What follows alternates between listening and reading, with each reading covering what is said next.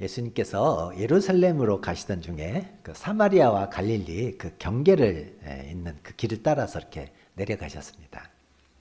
그 경계의 길을 가시다가 한 마을에 들어가시게 됐는데 마을 거기에 나병 환자 10사람이 예수님을 기다리고 있었습니다. 예수님이 그들의 시야에 들어오자 그들은 멀리 서서 큰 소리로 이렇게 외칩니다. 예수 선생님, 우리를 불쌍히 여겨 주십시오. 이들이 직접 예수님께 다가가지 못한 이유는 나병을 포함한 이런 피부병에 걸리면 사회로부터 격리당하기 때문입니다.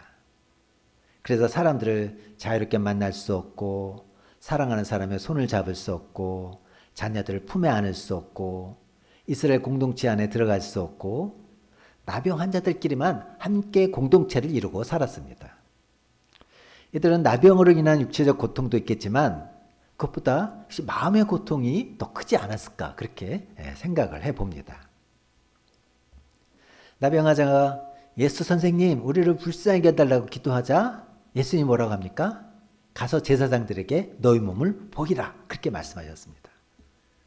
제사장에게 너희 몸을 보이라 한 이유는 당시 나병 같은 질병은 제사장이 일종의 보건의 같은 역할을 해서 이제 나았습니다. 이렇게 확인증을 받고 또 정결 예식을 드린 다음에 가정으로 갈 수 있고 사회생활을 할 수 있기 때문입니다.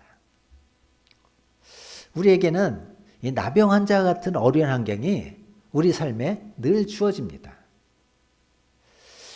근데 여러분의 그 어려운 환경과 여러분의 믿음이 부딪혔을 때 우리는 그런 환경을 뛰어넘는 믿음의 사람이 되어야 됩니다. 어려운 환경 때문에 믿음이 사라지는 것이 아니라 어려운 환경을 만나서 믿음이 점점 연약해지는 것이 아니라 우리는 그런 환경을 뛰어넘는 강한 믿음의 사람이 되어야 됩니다. 오늘 본 말씀 통해서 과연 그들에게 어떤 믿음이 있었는지 또 우리는 어떻게 하면 그런 믿음의 사람이 될 수 있는지 나눠보고자 합니다. 첫 번째는 환경을 뛰어넘어 기도하는 믿음입니다. 오늘 10명의 나병 환자들이 예수님을 찾아옵니다. 그러나 그들은 나병 환자였기 때문에 예수님께 가는데 장애물이 있습니다. 그래서 멀리 서서 만날 수밖에 없는 그런 환경이었습니다. 그러나 그들은 포기하지 않고 큰 소리로 예수님께 구합니다. 13절 말씀 시작. 소리를 높여 이르되 예수 선생님이여 우리를 불쌍히 여기소서 하거늘. 여기에 이들의 기도가 담겨 있습니다. 정말 간절히 구하는 기도가 담겨 있습니다. 현재의 불행한 현실, 몸이 아프고 마음도 외로운 그 현실을 벗어나기 위해서 안간힘을 써서 10명의 환자들은 기도하고 있는 거예요. 여러분 삶의 어려움을 만나고 있지 않습니까? 삶이 힘들지 않습니까? 그때 저와 여러분에게 필요한 것이 기도라는 거예요. 여러분 삶 앞에 장애물이 되는 상황이 있다면 하나님 왜 그 장애물을 허락해 주셨을까? 기도하라는 하나님의 마음이 아닌가 생각됩니다. 가끔 성도님 중에 보면 대단한 믿음을 가진 성도님들이 계세요. 어려운 일이 그렇게 많이 일어나는데도 끝까지 기도하지 않아요. 암에 걸리고 사고가 나고 직장에서 해고당하고 자녀들이 방황하고 관계가 어려워지는데 기도는 안 해요. 어려운 상황들이 있습니다. 겉으로는 다 멀쩡해 보이지만 멀쩡하지 않아요. 다 어려움이 있고 부족함이 있고 아픔이 있고 문제가 있어요. 예수 선생님이여 우리를 불쌍히 여기소서. 이 간절한 기도가 여러분의 어려운 환경을 뛰어넘는 기도하는 믿음으로 승리하는 우리 모두가 되길 축복합니다. 요한복음 2장에 가면 예수님께서 가나안 혼인잔치에서 물을 포도주로 변화시킨 사건이 나오는데 그 기적의 시작이 2장 3절에 나옵니다. 시작. 포도주가 떨어진지라 예수의 어머니가 예수에게 이르되 저들에게 포도주가 없다 하니 예수 어머니 마리아가 예수님께 기도하고 있습니다. 포도주가 없습니다. 여러분 돈이 떨어졌으면 예수님께 돈이 떨어졌다고 말씀하십시오. 건강이 사라졌으면 건강이 떨어졌다고 기도하십시오. 믿음이 사라졌으면 믿음이 떨어졌다고 기도하십시오. 왜 가만히 있습니까? 왜 아무것도 일어나지 않는 것처럼 가만히 혼자 알고 있습니까? 사도행전 1장에 예수님은 승천하시기 전에 성령을 약속하십니다. 2장에 가면 예수님이 약속하신 성령의 강림이 성취되는데 그 가운데 1장 14절은 예수님의 약속과 성취 사이에 예수님의 제자들이 무슨 일을 했는지 보여주고 있습니다. 1장 14절 시작. 여자들과 예수의 어머니 마리아와 예수의 아들과 더불어 마음을 같이하여 오로지 기도에 힘쓰더라. 그들은 그냥 기다리지 않았습니다. 그냥 밥 먹으면서 기다리지 않았어요. 성령을 기다렸는데 그들이 마가의 다락방에 함께 모여서 마음을 같이하여 오로지 기도했다고 성경은 말하고 있습니다. 오늘 이 말씀에 나오는 나병 환자들처럼 예수님께 간절히 부르짖는 기도 한마디면 충분합니다. 저 따라 한번 해보십시오. 예수 선생님이여, 우리를 불쌍히 여기소서. 그게 기도예요. 이 기도, 너무 간절한 이 기도는 사실 다른 부분에 또 있습니다. 마가복음 10장에 가보면 맹인 바디메어가 똑같이 기도를 합니다. 맹인 바디메어가 예수님 눈 뜨고 싶습니다라고 먼저 기도하지 않았습니다. 10장 47절 시작. 나사렛 예수시란 말을 듣고 소리질러 이르되 다윗의 자손 예수여 나를 불쌍히 여기소서 하거늘. 다윗의 자손 예수여 나를 불쌍히 여기소서. 그 후에 무슨 일이 일어납니까? 맹인 바디메어가 눈을 뜨게 됩니다. 누가복음 18장에 또 있습니다. 세리가 성전에 올라가서 이렇게 기도합니다. 누가복음 18장 시작. 세리는 멀리 서서 감히 눈을 들어 하늘을 쳐다보지도 못하고 다만 가슴을 치며 이르되 하나님이여 불쌍히 여기소서 나는 죄인으로소이다 하였느니라. 본문은 바리새인의 기도와 이 세리의 기도가 대비되는 장면이죠. 바리새인은 뭐라고 기도합니까? 하나님이여 나는 다른 사람들 곧 토색 불이 가늠하는 자들과 같지 아니하고 이 세리와도 같지 아니함을 감사나이다. 나는 일에 2번씩 금식하고 또 소득의 11조를 드리나이다. 얼마나 신실한 신앙입니까? 반면 세리는 뭐라고 해요? 하나님이여 불쌍히 여기소서 이렇게 기도합니다. 누가 하나님으로부터 의롭다 하심을 받고 집으로 돌아갔습니까? 바리새인의 기도입니까? 세리의 기도입니까? 세리의 기도입니다. 그리고 오늘 우리가 읽은 누가복음 17장에는 10명의 나방 환자들이 예수 선생님이여 우리를 불쌍히 여기소서라고 기도했습니다. 여러분 10명 중 몇 명이 나왔어요? 10명 다 나왔습니다. 여러분 우리는 우리를 불쌍히 여겨달라고 간절히 기도해야 합니다. 대한민국을 불쌍히 여겨주십시오. 이 행복한 제자교회를 불쌍히 여겨주십시오. 우리 가정을 불쌍히 여겨주십시오. 우리 자녀들을 불쌍히 여겨주십시오. 이렇게 간절히 기도해야 됩니다. 사람이 일하면 사람이 일할 뿐이지만 사람이 기도하면 하나님이 일하신다. 여러분 우리가 기도하면 하나님이 일하십니다. 여러분의 삶 속에서 이 어려운 상황 속에서 하나님이 일하시면 무슨 문제가 있겠습니까? 하나님은 우리가 믿고 기도하는 것을 응답하는 분이시지만 우리가 실수로 하는 기도 또 하나님께 기도하면서 믿음이 생기지 않으면서도 드리는 기도도 하나님 응답하십니다. 결론은 뭐예요? 무슨 기도든 하라는 겁니다.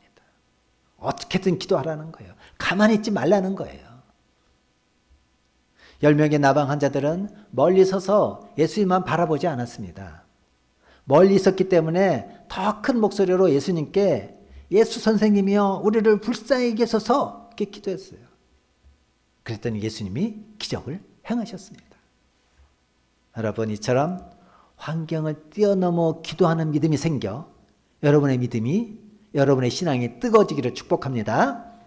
두 번째는 환경을 뛰어넘어 순종하는 믿음입니다. 14절 한번 보겠습니다. 시작. 보시고 이르시되 가서 제사장들에게 너희 몸을 보이라 하셨더니 그들이 가다가 깨끗함을 받은지라. 나병 환자들이 불쌍히 여겨달라고 기도하니까 예수님께서 가서 제사장들에게 너희 몸을 보이라고 말씀하셨죠. 예수님이 이 말씀하셨을 때 이들은 아직 낫지 않았습니다. 처음 이 예수님의 말씀을 듣고서 10명은 어땠을까요? 아마 좀 주저했을 것 같습니다. 지금 나병이 낫지도 않았는데 내가 제사장에 가도 되나? 제사장 앞에 섰을 때 여전히 나병이 있으면 어떻게 하지? 이런 생각이 들었을 것입니다. 근데 10명의 나병 환자들이 제사장에 갔습니까? 안 갔습니까? 갔어요. 그들이 가다가 깨끗함을 받은지라. 그러니까 예수님이 말씀하셨을 때 이들은 아직 낫지 않았습니다. 예수님이 말씀하신 후 10명이 서로를 보는데 아직 낫지 않았어요. 그런데 이들은 결정합니다. 우리 낫지 않았는데 예수님 말씀 믿고 제사장에게 가자. 그리고 그들은 제사장에게로 갑니다. 얼마쯤 갔을까요? 한참 가는데 갑자기 한 사람이 다른 친구의 얼굴을 보고 이보게 자네 얼굴이 달라졌어. 네 얼굴도 달라졌는데? 이렇게 서로가 서로 얼굴을 바라보고 자기 얼굴을 만져보고 하면서 그들에게 놀라운 기적이 일어난 것을 보게 된 것입니다. 그는 가는 도중에 이 병이 낫게 되었습니다. 아멘. 여러분, 순종이 뭔지 아십니까? 다 나은 다음에 가는 건 순종이 아닙니다. 그건 믿음이 아니에요. 진정한 순종은 뭐예요? 낫지 않았는데 나병이 아직 내 몸에 남아있는데 악성 피부병이 나를 힘들게 하고 있는데 예수님 말씀에 순종해서 제사장에게로 가는 것이 진정한 순종입니다. 환경을 뛰어넘어 순종하는 것이 진정한 순종이에요. 예수 믿는 사람 중에 기적을 기다리고 있는데 순종을 안 한 사람이 많습니다. 가만히 있는 분들이 많아요. 진짜 대단해요. 아까는 기도도 안 하는 것이 대단한 믿음이라고 했는데 그냥 믿습니다 하고 그들은 기다리고만 했어요. 순종을 안 해요. 하나님께 맡깁니다. 주님 일하세요. 그리고 본인은 가만히 있어요. 여러분, 주님은 우리가 가만히 있어도 일하시지만 제가 아는 하나님은요, 우리가 하나님 말씀에 순종했을 때 100% 하나님 말씀에 순종했을 때 하나님 그때 일하시는 것을 봅니다. 광야 40년 세월을 지나서 가나안 땅으로 건너가기 위해서 이스라엘 백성 앞에 요단강이 가로막고 있었습니다. 그때 하나님께서 요단강에 발을 내디디라고 말씀하십니다. 40년 전 홍해를 건널 때는 하나님께서 먼저 바다를 갈라놓으시고 이스라엘 백성을 하여금 믿음으로 홍해를 건너라고 했는데 요단강 건널 때는 너희들이 먼저 강에 발을 내디디라고 명령하십니다.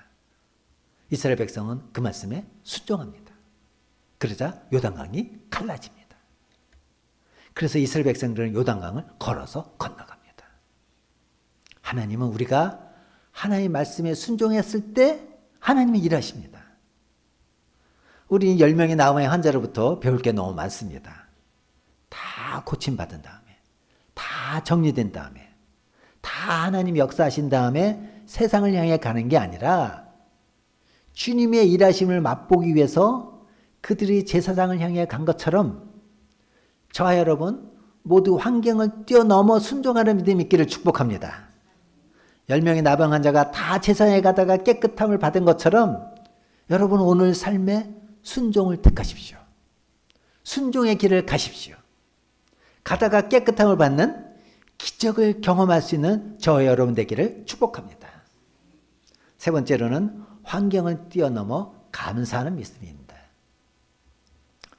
10명의 나병 환자들은 멀리 서서 예수님께 구했습니다. 제사장에게 가는 도중에 그들은 나병에서 낫게 되었습니다. 문제는 그 다음입니다. 제사장에게로 가자고 했을 때만 해도 아직 낫지 않았는데 가야 되나 말아야 되나 고민하다가 가기로 뜻을 모았지만 이제 길을 가는 도중에 낫고 보니까 다른 고민이 생긴 거예요. 무엇이에요? 우리가 제사장에게 또 빨리 가야 되나 아니면 걸음을 돌이켜서 예수님께로 가서 감사 인사를 하고 제사장에게 가야 되나 이 두 가지 선택 사이에 고민이 생긴 것입니다. 그러니까 제사장에게 가능한 빨리 가서 치료 확인증 받고 가족에게로 가자.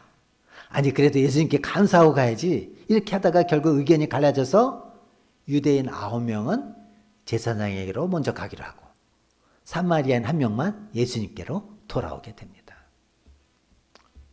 감사하는 믿음은 10명 중에 1명만 감사하는 믿음으로 돌아옵니다. 10명 다 환경을 뛰어넘어 기도하는 믿음 보여줬어요. 10명 다 환경을 뛰어넘어 순종하는 믿음 보여줬어요. 그러나 한 명만 돌아와서 예수님 발 앞에서 엎드려 경배합니다. 나머지 9명은 집으로 돌아갔고 친구 만나러 갔고 하고 싶은 거 하러 갔지만 이 사마리아인 한 명은 예수님께 감사를 표현하기 위해서 예배자의 모습으로 주님께 돌아옵니다.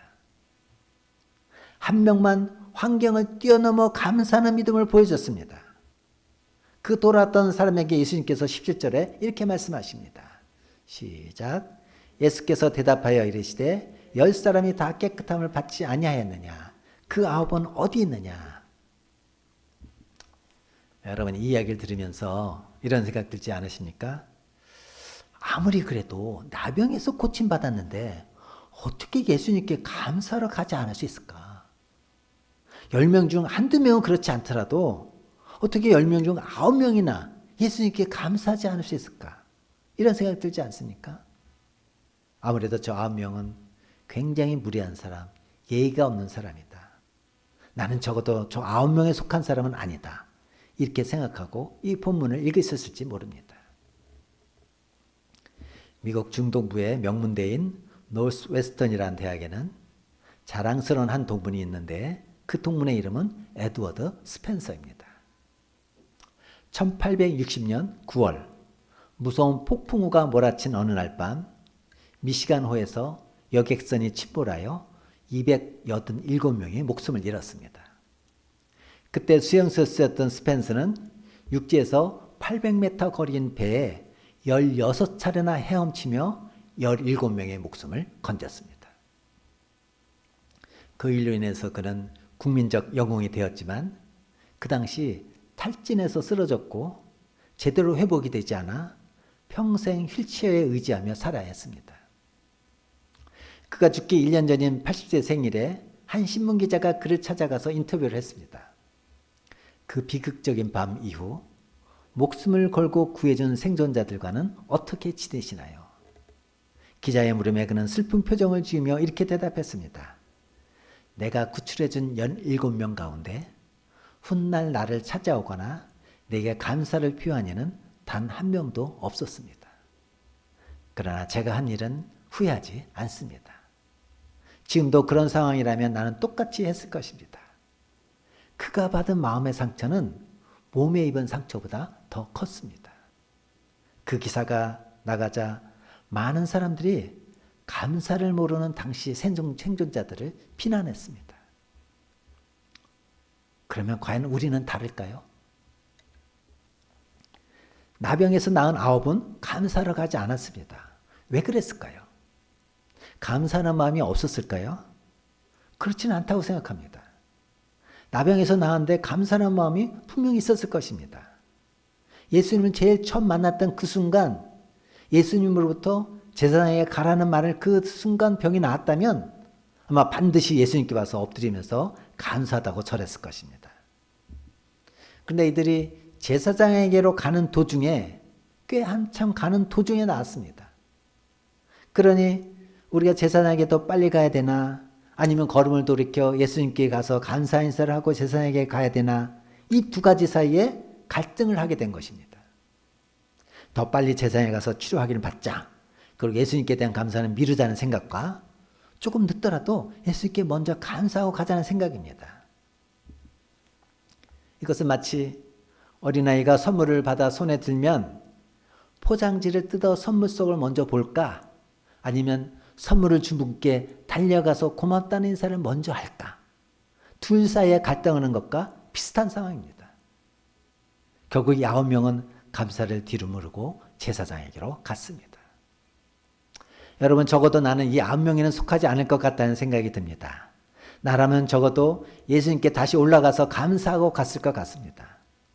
근데 성경은 우리가 본 것처럼 10명 중 9이 제사장에게로 먼저 가는 것을 선택했다고 합니다.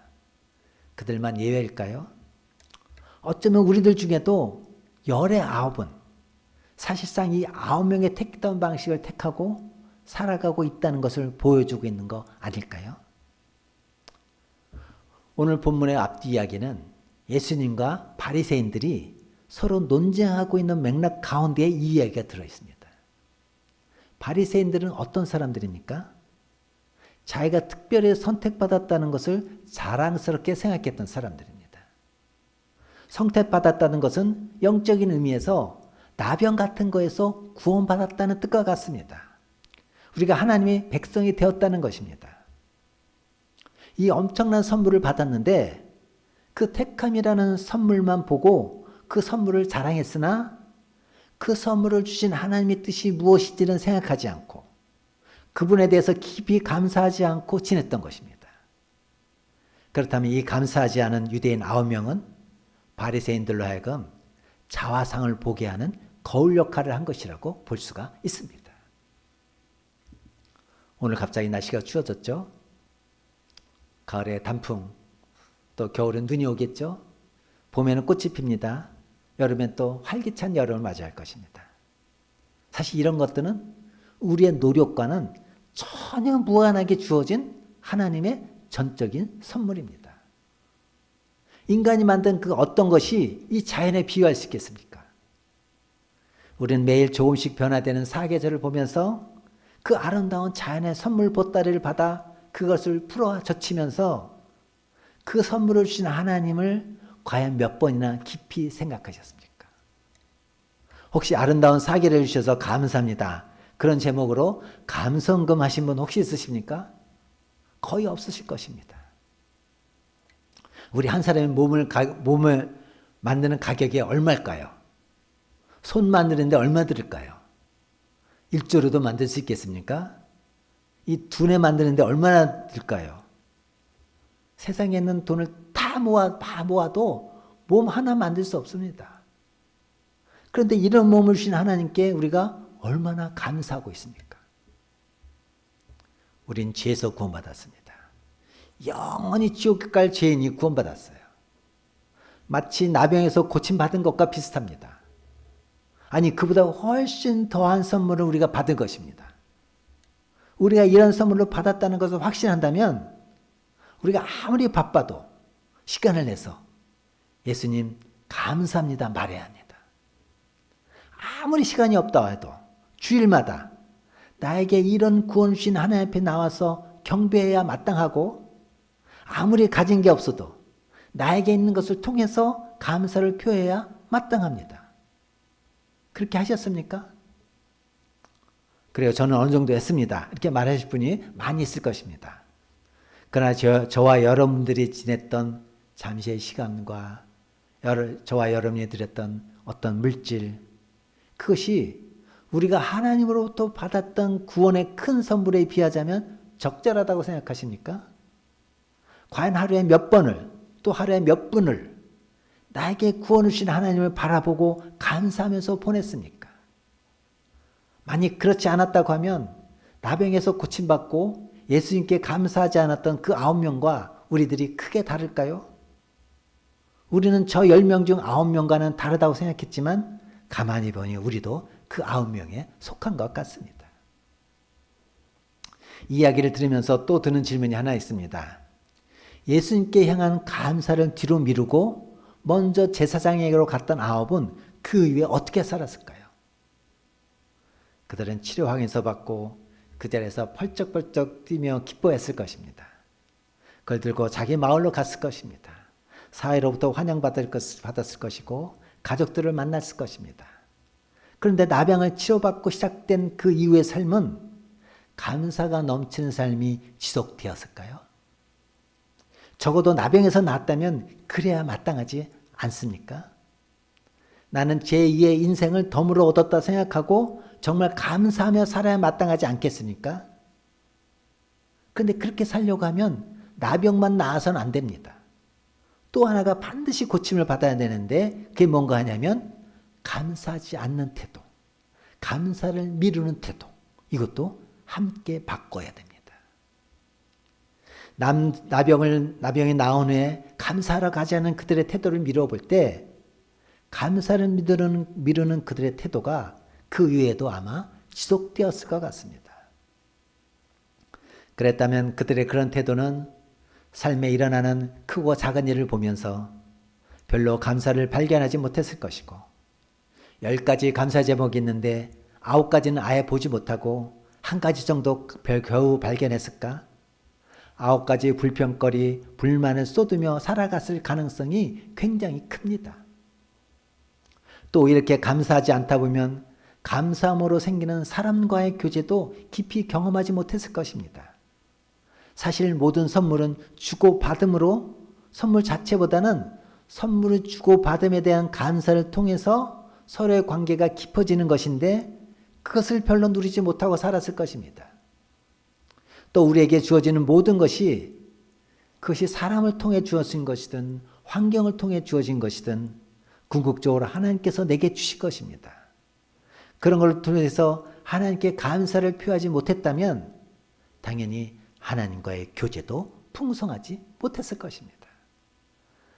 그렇다면 그들은 나병에서 고침을 받긴 했지만 엄청난 감사의 제목을 이미 가졌지만 실제로는 감사가 충만한 삶을 살지 못했을 가능성이 많습니다. 감사는 외적 조건의 문제가 아닙니다. 감사는 내적인 태도의 문제입니다. 감사는 감사 조건이 많다고 해서 감사하지 않습니다. 내가 돈이 많다고 감사를 꼭 많이 하는 게 아닙니다. 감사는 감사의 눈이 있어야 감사하는 것입니다.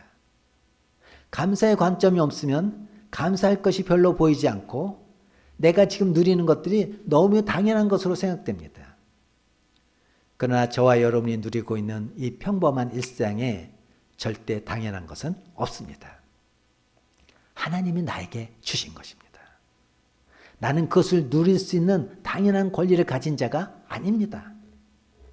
나병에서 나았기 때문에 그들은 사람들을 자유롭게 만날 수 있었고, 나았기 때문에 사랑하는 사람의 손을 잡을 수 있었고, 나았기 때문에 자녀들을 품에 안을 수 있었습니다.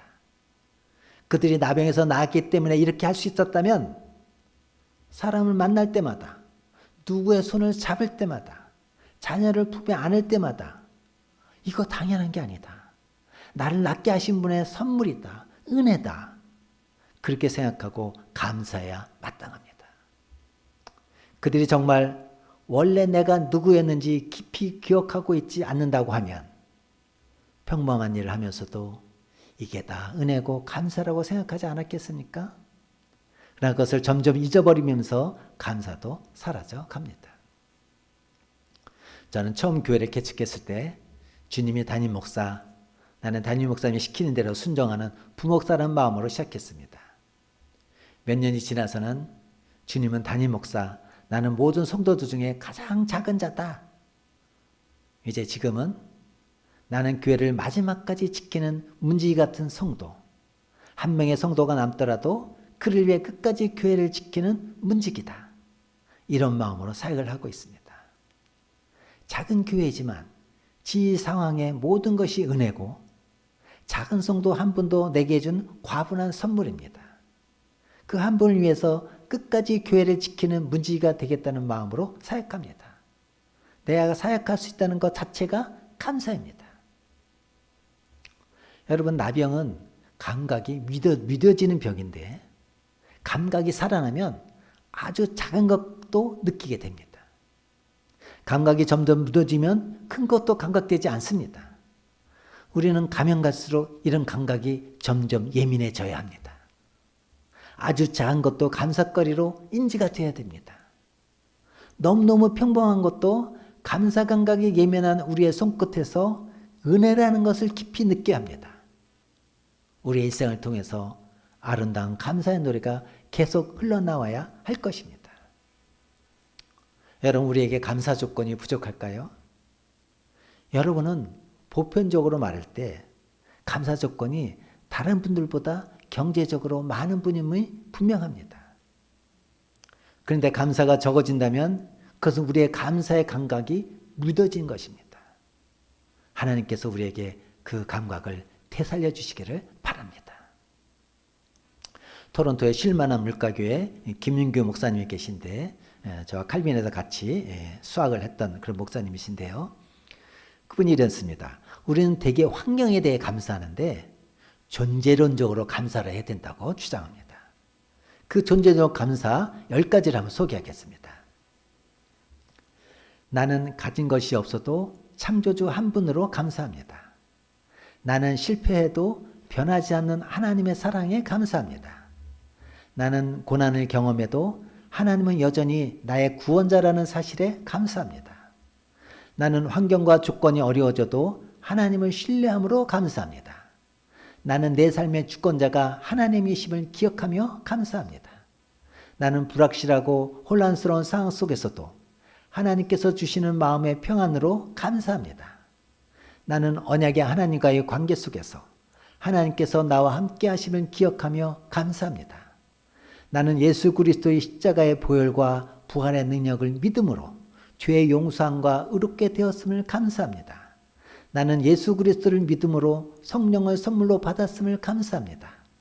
나는 영원한 하나님의 나라를 상속받은 하나님의 자녀가 되었음을 감사합니다. 우리는 모든 것에서 감사를 찾아내고 범사에 감사할 수 있는, 특별히 존재론적 감사까지 하실 수 있는 우리가 모두가 되기를 축복합니다. 이제 9명은 제사장에게 먼저 갔지만 사마리아 한 명은 예수님께 가서 엎드렸습니다. 감사를 표현했습니다. 아마 한참 엎드렸을 거예요. 그가 엎드렸던 자리에서 일어나 보니 그 땅이 많이 젖어 있지 않았을까요? 그를 향해 예수님께서 이와 같이 말씀하십니다. 19절입니다. 시작. 그에게 이르시되 일어나라 가라. 내 믿음이 너를 구원하였느니라 하시더라.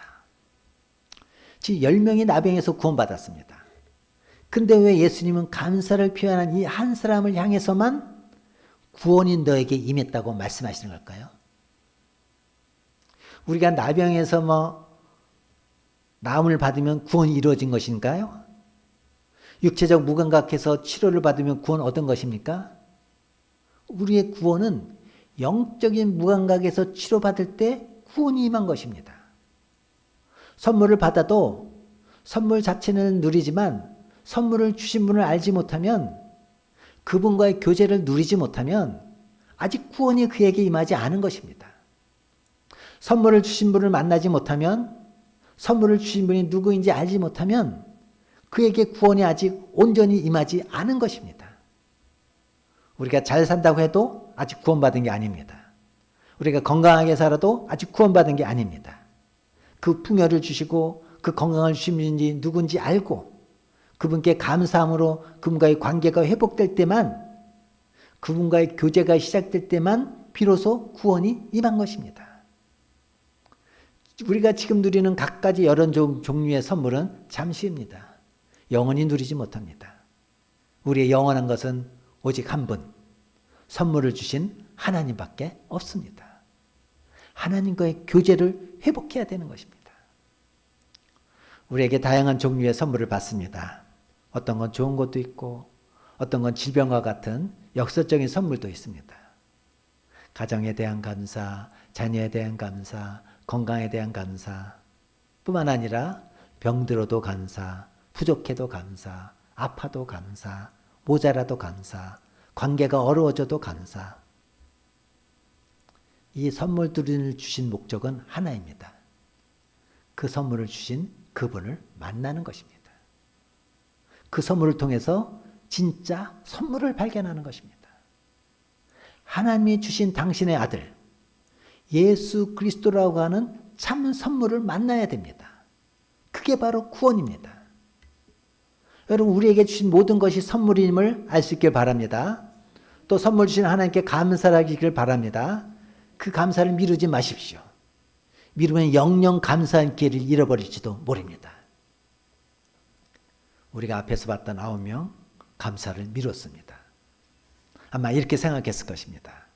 언젠가 예수님을 만날 때가 되겠지. 그때 내가 감사해야지. 그렇게 생각했습니다. 그러면 그 후 그들이 예수님을 만났을까요? 못 만났을까요? 그들은 치료를 받고 제사장을 만나러 갔습니다. 근데 그때 예수님은 예루살렘으로 내려가고 있었습니다. 이 나병 환자들은 나음을 받고 제사장의 확인을 받은 다음에 다시 갈릴리로 올라갔습니다만 예루살렘으로 내려갔던 예수님은 다시 갈릴리로 올라가지 못하셨습니다. 그 이유는 그 길로 나병 환자를 포함한 저와 여러분들의 죄를 위해서 십자가에 못 박혀 죽으셨기 때문입니다. 이들은 예수님께 대한 감사를 미루었지만 영영 평생토록 예수님을 향하여 감사합니다 한마디도 못하고 끝이 나고 말았습니다. 오늘은 추수감사절 예배를 하나님께 감사 예배를 드리고 있습니다. 추수감사절 시즌을 맞이하여 올 한 해 감사의 제목을 찾아보시기 바랍니다. 감사할 때 감사하지 못하면 영원히 감사하지 못합니다. 올해 감사 제목 내년으로 넘기지 마시기 바랍니다. 부모님에 대한 감사, 배우자에 대한 감사, 때를 잃어버리면 소용이 없습니다. 내게 주어진 것이 무엇이든지 시간이든 건강이든 재물이든 감사할 수 있을 때 감사할 수 있어야 됩니다. 감사 제목 발견하면 즉시 감사하세요. 감사 제목을 매일 일기로 써서 하나님 감사합니다 표현하는 것도 좋은 방법입니다. 그렇게 하면 할수록 나에게 다가오시는 하나님과의 교제가 깊어지는 것입니다. 오늘 우리가 읽은 이 이야기는 감사에 관한 이야기인데 감사의 얘기를 하면서 왜 예수님은 이 이야기의 등장인물이 다 나병 환자가 되게 하셨을까요? 여러분, 왜 하필 감각을 잃어버린 나병 환자를 통해서 감사에 대한 교훈을 주시는 걸까요? 감사에 대한 무감각으로 살아가는 우리들을 향하여 그들을 통해 나를 보라고 하시는 게 아닐까 싶습니다. 여러분, 9명과 1명 중 나는 어디에 속하다고 생각하십니까? 9명처럼 여전히 감사에 무감각하십니까? 아니면 그 1명처럼 드디어 감사에 대한 감각이 살아나기 시작하고 있습니까? 감사에 대한 감각이 살아나서 작은 것에도 감사를 발견할 수 있기를 바랍니다. 힘들고 어려운 것 속에서도 숨겨진 감사의 제목을 발견하는 예민한 감각을 가졌으면 좋겠습니다. 한밤중 어두운 밤에도 감사의 노래를 부를 수 있는 그런 감각을 되찾을 수 있기를 바랍니다. 오늘 10명의 나병 환자들은 믿음으로 승리했습니다. 환경을 뛰어넘는 믿음 3가지를 기억하시고 여러분의 삶 속에 펼치시기 바랍니다. 환경을 뛰어넘어 기도하는 믿음으로 사십시오. 환경을 뛰어넘어 순종하는 믿음으로 사십시오. 환경을 뛰어넘어 감사하는 믿음으로 사십시오. 괴테는 세상에서 가장 쓸모없는 인간은 감사할 줄 모르는 인간이라고 말했습니다. 셰익스피어는 세찬 겨울 눈보라는 감사하지 않는 사람의 마음보다 모질지 않다고 했으며 라이피 곱스는 감사할 줄 모르는 자를 벌하는 법은 없다.